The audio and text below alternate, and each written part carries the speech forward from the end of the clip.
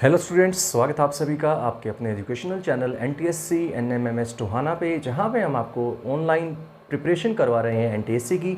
और मैं आपको करवा रहा हूँ मैट की preparation, that is mental ability test, मानसिक योग्यता परीक्षण। तो मैं कोशिश कर रहा हूँ दोनों लैंग्वेज में पढ़ाने की, इंग्लिश और हिंदी मिक्स करने की कोशिश कर रहा हूँ ताकि दोनों तरह के बच्चे समझ पाएँ, इंग्लिश मीडियम हिंदी मीडियम दोनों ही। ठीक है, फिर भी अगर कोई किसी बच्चे को प्रॉब्लम है तो आप कमेंट बॉक्स में ज़रूर लिख दीजिएगा कि ये टॉपिक हमें इंग्लिश में भी करवा दीजिए, तो वो करवा देंगे। अदरवाइज़ मैं कोशिश कर रहा हूँ कि वो, क्योंकि जिसको इंग्लिश आती है वो हिंदी भी उसको आती होगी, वो समझ पाएगा आराम से, क्योंकि मैथ्स में इतनी दिक्कत नहीं आती है।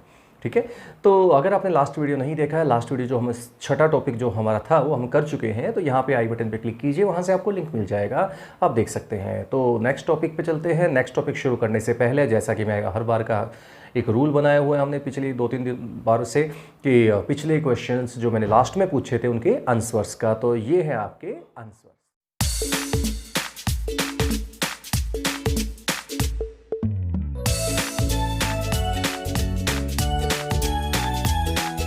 तो स्टूडेंट्स, आपने आंसर देख लिए होंगे और उम्मीद करता हूँ आपने उनसे आंसर मैच कीजिए अपने आराम से, तसल्ली से, पूरा दिन आराम से, अपने जितना भी टाइम लगे जैसे ही आप मैच कर लीजिएगा, पता लग जाएगा आपको कि आपके कितने सही हैं और कितने गलत हैं। तो हम शुरू करते हैं नेक्स्ट टॉपिक। नेक्स्ट टॉपिक है आपका कॉम्प्लेक्स सीक्वेंस टेस्ट। ठीक है, कॉम्प्लेक्स सीक्वेंस टेस्ट, और इसको हम हिंदी में क्या बोलेंगे, अक्षर योग्यता परीक्षण, अक्षर के बारे में योग्यता। और इसका एक नाम और है औपबंधित संख्या परीक्षण। औपबंधित क्यों कहते हैं कि इसमें एक, देखिए क्या होता है इसमें, पहले मैं समझा देता हूँ कि होता है क्या है इसमें। इसमें होता है क्या कि आपको एक सीक्वेंस दिया होगा, सीक्वेंस समझते हैं, जैसे कोई संख्या दे दी गई है, लेटर्स दे दिए गए हैं, अक्षर दे दिए गए हैं, कुछ भी हो सकता है, ठीक है ना, आगे पीछे ABCDEFGH कुछ भी हो सकता है, डबल भी हो सकता है, ट्रिपल भी, यानी कि ABBDEC कुछ भी आगे पीछे इस तरह से। ठीक है, ऐसे 1 2 3 5 6 और 7 6 5 4 कुछ भी हो सकता है। ठीक है, इस तरह से। तो आपसे ये पूछा जाएगा किसी एक विशेष अक्षर या नंबर के आगे या पीछे कितने अंक हैं, या इस तरह से कुछ पूछा जाएगा। ठीक है, इसीलिए उसको क्या किया है कि विशेष संख्या या किसी विशेष अक्षर से उसको बांध दिया गया है, मतलब उसके हिसाब से आपको चलना पड़ेगा, और इसी का नाम है औपबंधित, यानी कि उस नंबर से बांध दिया गया है, इसीलिए इसको औपबंधित संख्या परीक्षण भी कहते हैं। ठीक है, तो शुरू करते हैं इसके क्वेश्चंस।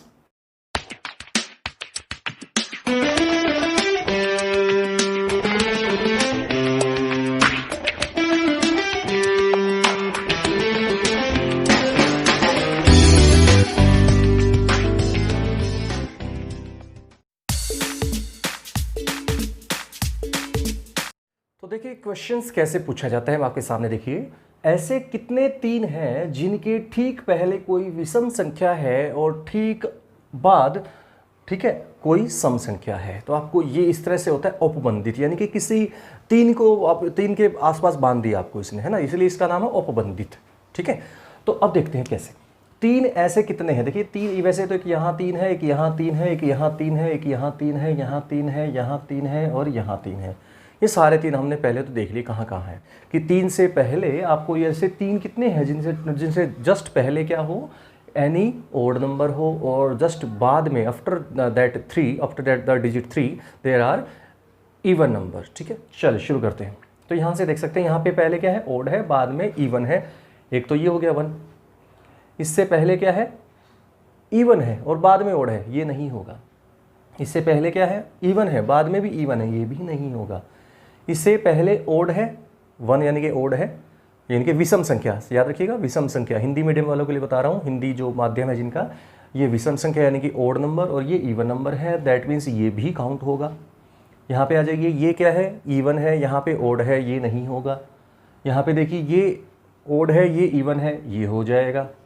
यहाँ पे दोनों ही इवन है, दोनों साइड, तो ये नहीं होगा। तो आप देख सकते हैं टोटल कितने ऐसे 3 हैं जिनके आगे एक ओड नंबर है और पीछे एक इवन नंबर है। आप देखेंगे टोटल 3 ऐसे 3 हैं, यानी कि 3 ही 3 है, समझ गए सीधे। तो 3 ही 3 ऐसे हैं, तो आप देख लीजिएगा, यहाँ पे लिखा होगा 2, बी होगा 3, सी होगा 4, डी होगा 5, इस तरह से ऑप्शन मिलेंगे। तो आपको देखना कितने ऐसे 3 है, तो हमारा आंसर आएगा बी ऑप्शन। तो स्टूडेंट्स नेक्स्ट क्वेश्चन में चलते हैं। नेक्स्ट क्वेश्चन ये है, ऐसे कितने अक्षर हैं जो लगातार 2 बार लिखे गए हैं, यानी कि how many letters are there that are written 2 times. ठीक है, 2 टाइम्स कॉन्जिक्यूटिवली, ध्यान रखिएगा, लगातार मतलब consecutively, that are consecutively written 2 times, यानी कि 2 बार लिखे हुए हैं। तो यानी कि देख सकते हैं यहाँ पे हमें दो बार कौन कौन से आए हैं, 2 बार लगातार होने चाहिए, ध्यान रखिएगा, बीच में गैप नहीं आना चाहिए। देखिए 1, बस ये सिंपल है, देखने का काम है, 2, 3, बस, और नहीं है कहीं भी, ठीक है। तो टोटल आप देखेंगे तो 3 ऐसे लेटर्स हैं जो 2 बार लिखे गए हैं एक साथ, तो इसका आंसर भी पिछले की तरह ही 3 ही आएगा। मैच कर लीजिएगा एमसीक्यू में, ऑप्शन नंबर जो भी होगा, सी या बी या जो ए या डी जो भी होगा, 3 जहां। नेक्स्ट क्वेश्चन पे चलते हैं। नेक्स्ट क्वेश्चन क्या है, जो आपके पास सीक्वेंस दे रखा है, ये सीक्वेंस है, देख सकते हैं ये सीक्वेंस है, कितनी बार टी के पहले पी है और बाद में टी है, टी से पहले P है और उसके T के बाद में भी T है, यानी कि कहने का मतलब T तो है, उससे पहले तो आया है P और बाद में आया है उसके T। तो ऐसे कितनी जगह पे हुआ है कि PTT आया है, देख सकते हैं। चलिए शुरू करते हैं। देखिए यहाँ पे PT, दोबारा T नहीं आया, PTT यहाँ आया एक, तो ये रहा एक, ठीक है। PTT देखिए कहाँ है, PTT ये आ चुका है, PTT देख सकते हैं, और कहीं नहीं है ऐसा। PTT देखिए यहाँ पे आया है PTT, और कहीं देख सकते हैं, आप चेक कर लीजिए, PTT 2 बार T आया हो और 1 बार P आया उससे पहले, तो ऐसे सिर्फ 2 ही जगह हैं, तो इसका आंसर जो आएगा वो 2 आएगा। बहुत ही इजी टॉपिक है, बहुत ही इजीली कर सकते हैं आप। नेक्स्ट क्वेश्चन देखते हैं, लास्ट क्वेश्चन ही कह सकते हैं इस टॉपिक का। ये है संख्या 8, 2, 6, 1, 4, 7, 9 में कितने अंकों का क्रम अपरिवर्तित रहेगा अगर उनको आरोही क्रम में लिख दिया जाए। समझ गए क्या है, यानी कि एक सिंपल ये कह सकते हैं, how many digits in this number will not change its position when this number is written in ascending order, ठीक है।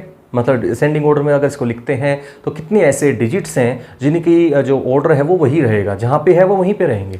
चलिए देखते हैं कैसे। 8, 2, 6, 1, 4, 7, 9 लिख लिया। अब आरोही क्रम यानी कि ascending order, आरोही क्रम जानते हैं, ascending order सबसे पहले लिखेंगे 1, फिर इसके बाद 2 है, उसके बाद आएगा 4, उसके बाद आएगा 6, उसके बाद आएगा 7, उसके बाद आएगा 8, उसके बाद आएगा 9। तो हमने इस अंक को, जो हमें नंबर दिया गया, संख्या दी गई थी, उसको हमने आरोही क्रम में लिख लिया उनके अंकों को। अब लिखने के बाद आप देखिए कितने अंक ऐसे हैं जो सेम रहे हैं, उसी जगह पे रहे हैं। देखिए ध्यान से, यही पूछा है, तो आप देखेंगे 2 उसी जगह पे रहा है और 9 भी उसी जगह पे रहा, और कोई नहीं रहा, सबकी जगह बदल गई। जहाँ पे 8 था वहाँ पे 1 आ गया, जहाँ पे 6 था वहाँ 4 आ गया, 1 की जगह 6 आ गया, 4 की जगह 7 आ गया, 7 की जगह 8 आ गया। सिर्फ 2 ही अंक ऐसे हैं जिनकी जगह वहीं पे हैं, ठीक है। तो हमारा आंसर जो आएगा वो आएगा 2, क्योंकि 2 नंबर्स ही ऐसे हैं हमारे पास जिनकी जगह अपरिवर्तित है। अब टाइम है आपके लिए क्वेश्चंस पूछने का, तो आपके इस टॉपिक से रिलेटेड, तो ये हैं आपके क्वेश्चंस।